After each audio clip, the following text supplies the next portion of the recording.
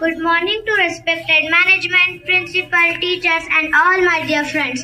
My name is Sayeda Taura Fatima. I am studying in 6th standard. Today is 15th August. First I wish you all a very happy Independence Day.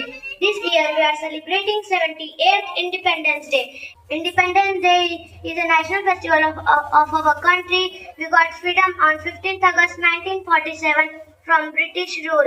Independence Day teaches us the power of unity. This day we remember our brave freedom fighters. I am proud to be an Indian and I love my country very much. Independence Day is a special day for all Indians. Independence Day always carry a special and amazing feeling for all Indian citizens.